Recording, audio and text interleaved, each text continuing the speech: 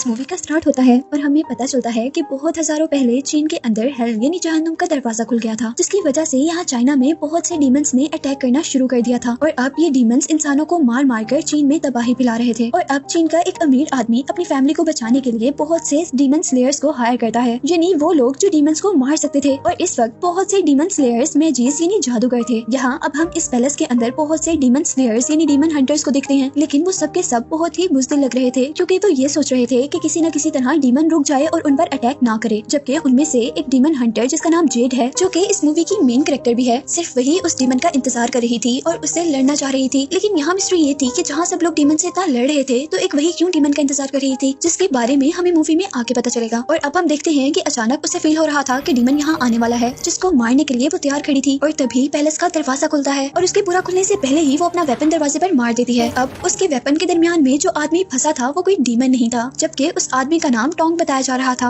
जो कि जेड की तरह ही डीमन को मारने के लिए यहाँ आया था। यानी हम उसको भी डीमन हंटर कह सकते हैं। लेकिन यहाँ आते ही वो एक सेकंड के लिए जेड से डर गया था, क्योंकि जेड ने उस पर बहुत बुरा अटैक किया था और इसीलिए वो जेड की खुश आमद करना शुरू कर देता है, उसे इंस्पायर यानी इम्प्रेस करने के लिए। पर जेड को उसकी बातों में कोई इंटरेस्ट नहीं था, क्योंकि वो यहाँ डीमन की प्रेजेंस को फील कर रही थी और उसी से लड़ना चाहती थी। और तभी अचानक हम देखते हैं कि वहाँ पैलेस में लगी हुई बेल्स बजने लगती हैं और अचानक जमीन टूट जाती है, जिसको देखते ही सारे के सारे डीमन सेंटर अपने अपने मैजिक का यूज करते हुए उस डीमन को हराने की कोशिश में लग जाते हैं। लेकिन वो डीमन उनके मैजिक से कंट्रोल में आने के बजाय उन्हीं लोगों को अपने पास खींच लेता है, जिसके कुछ देर बाद कुछ हड्डियां जो कि यकीनन उन्हीं डीमन हंटर्स की थी, उस होल में से निकलती हैं जहाँ पर डीमन था। और ये सब कुछ देखकर उनका लीडर जिसने इन डीमन हंटर्स को हायर किया था वो बहुत ज्यादा डर गया था। जबकि दूसरी तरफ यही सब देखते हुए दूसरे डीमन हंटर्स भी यहाँ से भाग गए थे, जिनका अब डीमन पीछा कर रहा था। जबकि उनके पीछे खड़ा हुआ टोंग, जो कि एक डीमन हंटर ही था, वो भागने के बजाय उनको देख रहा था, जिसको अचानक वो डीमन जो कि एक मॉन्स्टर की तरह दिख रहा है, वो अपनी हैंड लाइक टंग से पकड़ लेता है, जिसे देखते हुए अब कुछ और डीमन हंटर डीमन को मारने के लिए बाहर निकलते हैं, जिनको देखते हुए अब डीमन उनको अपने जाइंट हैंड के नीचे दबाकर मारने वाला था। और उससे बचते हुए वो स्लेयर्स यानी वो हंटर्स वहाँ से बुज़दिलों की तरह भाग गए थे। जबकि यहीं पर अब हम डीमन को शहर की तरफ बढ़ता हुआ देखते हैं और जहाँ जहाँ से अब वो गुजर रहा था वहाँ से ग्राउंड टूटना शुरू हो जाता है, जिसके रिजल्ट में पूरे शहर में ऐसा फील हो रहा था कि वहाँ पर अर्थक्वेक आ रहा हो, जिससे डर कर लोग अपनी जान बचाने के लिए एक महफूज मकाम की तरफ भाग रहे थे। और वो डीमन सारी बिल्डिंग्स को गिराता हुआ लोगों के रश तक पहुँच गया था। और यहाँ डीमन हंटर्स अपने आखिरी अटैक के लिए शहर के एक बहुत बड़े ब्रिज तक पहुँचे थे और इनके अब इस मैजिक अटैक से वो डीमन अपने आप को रिवील करते हुए पानी में से अपने आप को बाहर निकालता है। और उसके बाहर निकलते ही हमें पता चला था कि टोंग जिसको उस डीमन ने खा लिया था वो असल में अभी तक मरा नहीं था, क्योंकि इस वक्त हम उसको डीमन की बैग पर बैठा हुआ देख रहे थे और वो उस वक्त डीमन को कंट्रोल करने की कोशिश कर रहा था ताकि वो आगे तबाही न फैला सके। जबकि वो डीमन बाहर निकलते ही डीमन स्लेयर्स के लीडर को खा जाता है, जिसके बाद हम देखते हैं कि वो मॉन्स्टर यानी वो डीमन सब चीजों को तोड़ता हुआ अपने सामने आने वाले लोगों को खाता जा रहा था। जिस दौरान वो अपने ऊपर बैठे हुए टोंग को भी अपने ऊपर से नीचे गिरा देता है। और अब यहाँ पर एंट्री होती है जेड की, जो कि अब डीमन पर अपने पॉइजनस एरो से अटैक करने वाली थी। जिस दौरान वो डीमन भी गुस्से से चिल्लाते हुए लोगों को खाता जा रहा था। और अब जैसे ही वो डीमन एक आदमी को खाने लगता है तो हम देखते हैं कि टोंग उस आदमी को बचाने के लिए जाता है और जैसे ही टोंग उसे बचाने के लिए जंप करता है तो जेड का एरो डीमन के बजाय टोंग को लग जाता है, जिसकी वजह से वो भी अब जमीन पर जा गिरा था, जहाँ एक ओल्ड लेडी ने उसे गलत आदमी समझकर स्लैप कर दिया था। जबकि दूसरी तरफ अब वो लड़कियां उस अटैक को छोड़कर डीमन पर दूसरा अटैक करने वाली थी और जैसे ही वो उसकी आई पर अटैक करती हैं तो फाइनली डीमन मर जाता है। और अब जेड उस क्रिएचर की बैक पर चढ़कर उसकी बैक पर कट लगाती है और टोंग जल्दी से जंप करते हुए जेड को क्रिएचर के ऊपर से उतारते हुए उसे उस क्रिएचर के पॉइजनस ब्लड से बचाता है। और यहीं पर हमने देखा था कि जैसे ही उसका ब्लड दूसरे आदमी के फेस पर गिरा था तो उसका फेस जलने लगा था, यानी उसका ब्लड बहुत ज्यादा खतरनाक था।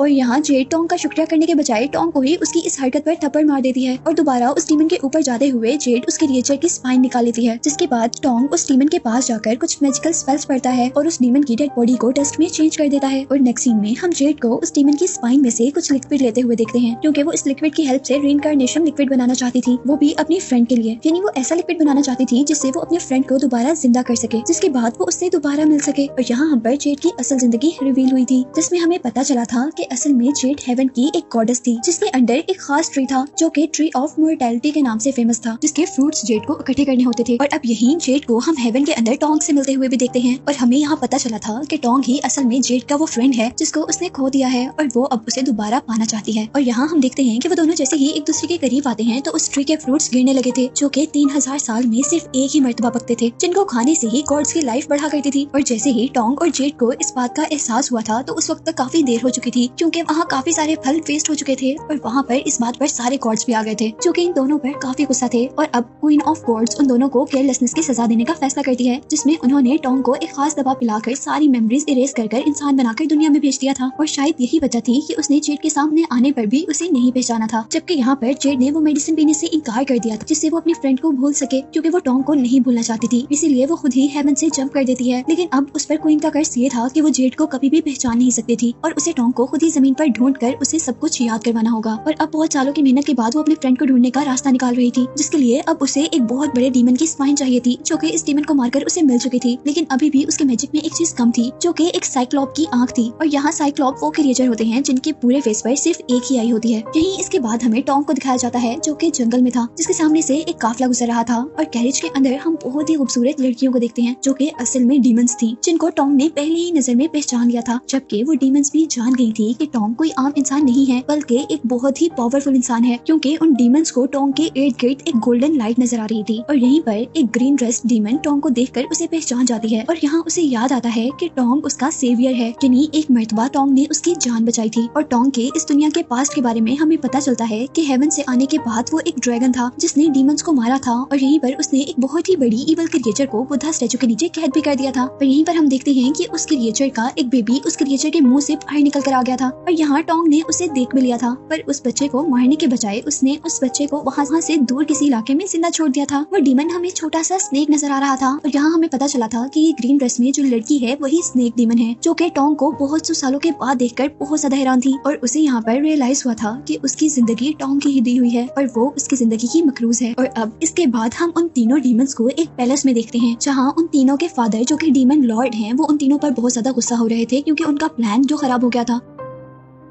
और हमें पता चला था कि असल में उनका प्लान किंग को मारने का था, जिसके बाद वो पूरी दुनिया को अपना स्लेव बना सकते थे, यानी अपना गुलाम बना सकते थे। लेकिन यहाँ किसी अननोन पावर ने उन डीमंस को किंग से दूर कर दिया था, जिसकी वजह से वो उसको नहीं मार पाए थे और उनका प्लान फेल हो गया था। और अब डीमन लॉर्ड अपना प्लान चेंज करने का सोच रहे थे, जिसमें उनको एक इंसानी लड़की की जरूरत थी जिसको उस किंग के इर्द गिर्द कोई भी पावर ना पहचान पाए और वो लड़की उनका वो सारा काम कर दे। और उनकी बात सुनते ही हम यहाँ इन तीनों खूबसूरत लड़कियों को उनकी असल डीमन फॉर्म में देखते हैं, जहाँ एक डीमन एक अजीब से स्पाइडर में चेंज हो गई थी, यानी वो स्पाइडर डीमन थी, जबकि दूसरी एक डॉग लाइक क्रिएचर में चेंज हो गई थी और वो लोग बच्चों को खा रहे थे ताकि वो लॉन्ग टर्म तक जिंदा रह सके। और अब नेक्स्ट सीन में हम दोबारा टॉम को देखते हैं जो कि मॉन्क बनना चाहता था, यानी बुद्धिस्ट का लीडर बनना चाहता था, जिसके लिए उसे अपने सारे बाल उतारने थे। लेकिन जब भी वो ये काम करने लगता था तो उसके बाल आयरन यानी लोहे की तरह अकड़ जाते थे। और यहाँ अब टॉम के मास्टर एक एक्स लेकर उसके बालों को काटने की कोशिश कर रहे थे, लेकिन उसके बाल तो नहीं कटते बल्कि वो एक्स ही टूट जाती है। यहाँ पर टॉम बहुत ज्यादा उदास हो गया क्योंकि वो दुनिया में आने के बाद हमेशा से एक मॉन्क बनना चाहता था। अब वो परेशान था कि वो ऐसा क्यों नहीं कर सकता था। और यहाँ पर टॉम के मास्टर्स में से एक मास्टर उसे कहता है कि ऐसा भी तो हो सकता है कि पिछली लाइफ में गॉड्स तुमसे नाराज हों और इसीलिए अब वो तुम्हें मॉन्क ना बनने दे रहे हों। जिसको सुनते ही वो उनसे पूछता है कि अब मुझे क्या करना चाहिए और वो उसे सजेस्ट करते हैं कि तुम्हें टेंपल में जाकर गॉड से माफी मांगनी चाहिए। और जैसे ही वो गॉड से माफी मांगने के लिए टेंपल के अंदर जाता है तो सारे बुद्धा स्टैचू यानी गॉड्स के स्टैचू अपना मुंह दूसरी तरफ फेर लेते हैं, जिससे उसे ये बात कंफर्म हो गई थी कि गॉड उससे बहुत ज्यादा नाराज है, यानी उसने अपनी जिंदगी में कुछ ऐसा किया है जो कि बहुत बुरा था। लेकिन वो इस बात पर कंफ्यूज था कि उसने आज तक किया क्या था, क्योंकि उसने तो आज तक कोई भी बुरा काम नहीं किया था। और इसीलिए अब वो गॉडेस ऑफ मर्सी के पास जाता है और उससे बहुत ज्यादा प्रे करने के बाद वो उससे ये कहता है कि मुझे बताएं कि मेरा कसूर क्या है। और यहाँ सारे गॉड्स में से सिर्फ गॉडेस ऑफ मर्सी ही उसकी बातों का जवाब देती है और यहाँ वो उसकी बातों के जवाब में कहती है कि तुम्हें अपने पास्ट की सच्चाई को जानने के लिए एक साइक्लॉप को मारना होगा, यानी एक आंख वाले डीमन को मारना होगा। और इससे पहले कि वो गॉडेस ऑफ मर्सी की बातें समझ पाता उतनी ही देर में टेंपल के अंदर बुद्धिस्ट आ जाते हैं जो कि बुद्धा स्टैचूज को उल्टा हुआ देखकर बहुत ज्यादा परेशान हुए थे और अब वो उस आदमी को नुकसान पहुंचाना चाहते थे जिसने उनके गॉड्स को नाराज किया था। और जैसे ही उनको पता चलता है कि ये काम टॉम का है तो वो उसे पकड़कर मारना शुरू कर देते हैं। और इतनी ही देर में यहाँ पर एक रिच लेडी की एंट्री होती है और उसके यहाँ आने पर पता चलता है कि यहाँ पर जितने भी बुद्धिस्ट मॉन्क यानी बुद्धिस्ट के लीडर्स आए थे वो उसके कहने पर आए थे, क्योंकि उसने यहाँ पर कुछ प्रेयर्स करवानी थी। लेकिन उसका काम लेट होने की वजह से उसको बहुत ज्यादा गुस्सा आ जाता है और वो अपने सोल्जर्स को सारे मॉन्क्स को मारने के लिए कहती है, जिसको टॉम के मास्टर रोकने के लिए आगे बढ़ते हैं। लेकिन यहाँ पर एक सोल्जर उसके हेड पर अटैक कर देता है जिससे उसे काफी पेन होता है। लेकिन हैरत की बात ये थी कि अब उसके सर से एक अजीब किस्म की गोल्डन लाइट निकलना शुरू हो गई थी और इसी के साथ आसमान आसमान में सारे बादल भी इकट्ठे हो गए थे और यहाँ पर बिजली भी चमकने लगी थी। और तभी हम देखते हैं कि आसमान से तेज रोशनी उसके सर तक आती है और वो मॉन्ग एक बहुत बड़े मॉन्स्टर में चेंज हो जाता है। वो यहाँ पर सारे सोल्जर्स को मारकर दूर फेंक देता है, जबकि टोंग उसे देखकर बहुत ज्यादा खुश था क्योंकि उसे उसके लीडर बहुत पावरफुल लग रहे थे। और यहाँ पर वो ओल्ड मैन टोंग को बताता है कि वो असल में कोई मॉन्ग नहीं है, बल्कि वो टोंग का फ्रेंड है जो कि हेवन से आया है। और वो क्योंकि टोंग को और मुसीबत में नहीं देख सकता और इसीलिए वो टोंग को दोबारा हेवन में ले जाने के लिए हेल्प करने के लिए आया था। लेकिन यहाँ टोंग को उसकी बातें बिल्कुल भी समझ नहीं आ रही थी, इसीलिए वो मॉन्स्टर उसके हेड पर हाथ रखता है और उसे उसके पास्ट के बारे में दिखाता है, जहाँ वो हेवन का एक गॉड है जिसको क्वीन ऑफ गॉड ने कर्ज देकर दुनिया में भेजा था। और साथ ही उन पर यह भी कर्ज था कि वो अपने फ्रेंड्स की शक्ल भी नहीं पहचान सकते। और ये देखते साथ ही जैसे ही टोंग पीछे मुंह करता है तो उसका फ्रेंड भी अब इंसानी शक्ल में चेंज हो चुका था।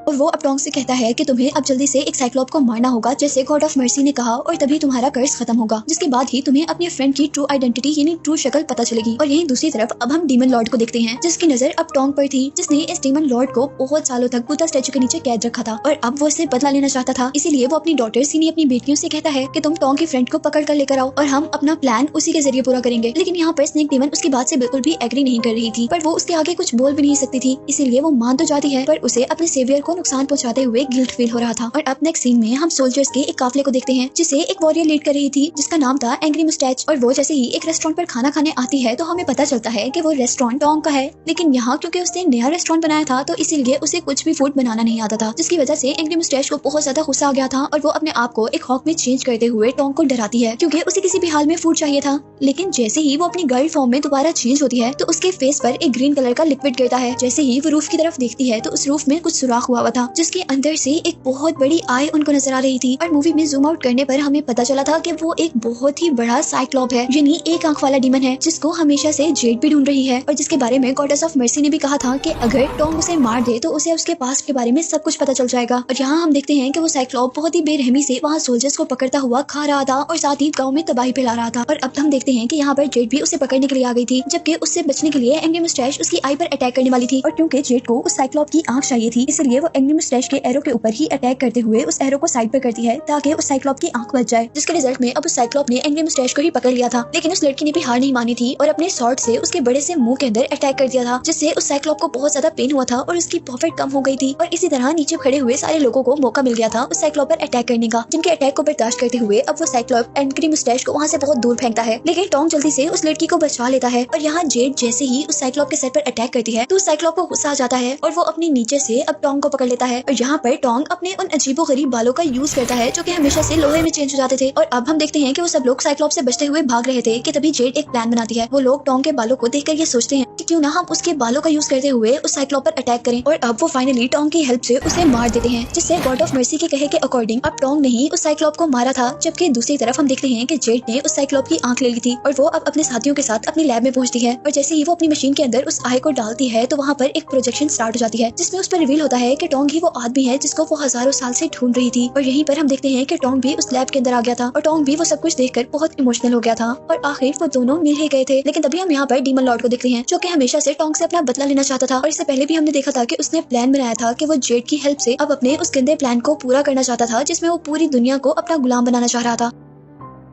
यहाँ उसके साथ उसकी डॉटर्स भी थी। और यहाँ इससे पहले कि डीमन लॉर्ड जेड पर अटैक करता टोंग उसे बचा लेता है, जबकि दूसरी तरफ एंग्री मुस्टैच अब उनकी हेल्प करने के लिए स्पाइडर डीमन से लड़ने लग जाती है, जहाँ पर वो स्पाइडर डीमन अपने स्पाइडर से अटैक कर रही थी, जबकि एंग्री मुस्टैच अपने स्वॉर्ड को एक फ्लाइंग बैट की तरह यूज करते हुए उन पर अटैक कर रही थी। और इसी दौरान वो एक डीमन को तो मार भी देती है। जबकि हम दूसरी तरफ टोंग को देखते हैं जो कि अभी भी डीमन लॉर्ड से लड़ रहा था। और अब क्योंकि वो डीमन लॉर्ड बहुत ही पावरफुल था, इसीलिए वो जेड और टोंग को हराते हुए बाहर निकलता है, जहाँ पर एंग्री मुस्टैच थी। और उसे देखकर वो बहुत ज्यादा गुस्से में आ गया था क्योंकि उसने उनकी एक डॉटर को मार दिया था, जिसे देखते ही अब वो लड़की डीमन लॉर्ड पर अपनी स्वॉर्ड से अटैक करती है। लेकिन डीमन लॉर्ड उसकी सारी स्वॉर्ड्स को रोकते हुए उसी की तरफ दोबारा अटैक कर देता है, जिसकी वजह से वो वहाँ पर मर जाती है। और यहाँ पर हम टोंग को देखते हैं जिसको स्पाइडर डीमन ने अपने वेब से अटैक करते हुए वहाँ से बाहर निकाला था। और यहीं पर उसके पास डीमन लॉर्ड अपना बदला लेने के लिए आया था। और जैसे ही अब वो उसको मारने वाला था तो यहीं पर जेड उसे बचाने के लिए आ जाती है और वो डीमन लॉर्ड से बहुत ज्यादा रिक्वेस्ट करती है कि वो उसके फ्रेंड को छोड़ दे, लेकिन वो ऐसा नहीं करने वाला था। और फिर वो उससे कहता है कि ठीक है मैं उसे छोड़ दूंगा, लेकिन इसके लिए तुम्हें एक काम करना होगा। और क्योंकि जेड ने बहुत सालों बाद अपने फ्रेंड को पाया, इसलिए वो अपने फ्रेंड के लिए कुछ भी करने के लिए तैयार थी और वो यहाँ पर डीमन लॉर्ड की सारी बातें मान लेती है। और अब यहाँ पर डीमन लॉर्ड के कहने पर स्नेक डीमन उसके अंदर एक पैरासाइट डालती है, जिससे जेड भी अब पॉइजनस हो गई थी और उसने यही पॉइजन किंग के अंदर डालना था, जिससे वो किंग मर जाता और इस तरह डीमन लॉर्ड इस पूरी दुनिया पर कब्जा कर सकता था। और अब नेक्स्ट सीन में हम जेड को उस किंग के पैलेस में देखते हैं और यही दूसरी तरफ अब हम टॉम को देखते हैं, जो कि बिल्कुल मरने ही वाला था। और तभी यहाँ पर स्नेक डीमन आती है और वो अपनी बॉडी के अंदर से अपनी स्पिरिचुअल एनर्जी निकाल कर टॉम के मुंह में डाल देती है, जिससे वो अब बिल्कुल ठीक हो सकता था। और उसने ऐसा इसलिए किया था क्योंकि टॉम ने भी उसकी एक मरतबा जान बचाई थी। और वो यहाँ पर टॉम को जेड की लोकेशन भी बताती है कि वो इस वक्त कहाँ पर है और क्या कर रही है। और अब यहाँ इस टेंपल के अंदर जहाँ पर इस वक्त टॉम था और करीब जाने पर उसे सुनाई देता है कि साइक्लॉप को मारने पर उसे अब उसकी गॉड्स पावर वापस दे दी गई है और उसे जाकर अब अपने फ्रेंड को बचाना होगा। जबकि दूसरी तरफ अब हम जेड को देखते हैं, जो कि किंग के माउथ में पॉइजन डालने ही वाली थी कि तभी वो अपना प्लान चेंज कर लेती है और इस पॉइजन को पकड़कर किंग को सारी की सारी सच्चाई बता देती है। और ये सब कुछ जो डीमन लॉर्ड देख रहा था, उसे अब जेड के ऊपर बहुत ज्यादा गुस्सा आया था और इसीलिए वो जोर जोर से ड्रम बजाने लगा था, जिसकी वजह से जेड की बॉडी के अंदर जो पैरासाइट था वो उसकी बॉडी को नुकसान पहुंचा रहा था। जिसके साथ ही यहाँ पर स्पाइडर डीमन भी किंग को मारने के लिए आ गई थी, जिसको मारने के लिए यहाँ पर बहुत से सोल्जर्स आए थे, पर वो अपने वेब्स की हेल्प से सारी सोल्जर्स को मार देती है, जिसको देखकर अब पूरी की पूरी आर्मी उस स्पाइडर डीमन को मारने के लिए आगे बढ़ी थी। और यहाँ पर डीमन लॉर्ड अब अपनी बेटी की आसानी के लिए आया था, जिसने अपने एक ही मैजिकल वार से पूरी की पूरी आर्मी को डस्ट में चेंज कर दिया था। जबकि दूसरी तरफ स्पाइडर डीमन ने भी अपने वेब से किंग पर अटैक कर दिया था और इससे पहले कि वो किंग को मार पाती, यहाँ पर अब टॉन्ग आ जाता है और वो स्पाइडर डीमन के सारे वेब्स को इकट्ठा करते हुए उसी के ऊपर अटैक करता है और उसे बहुत से टुकड़ों में चेंज करते हुए खत्म कर देता है।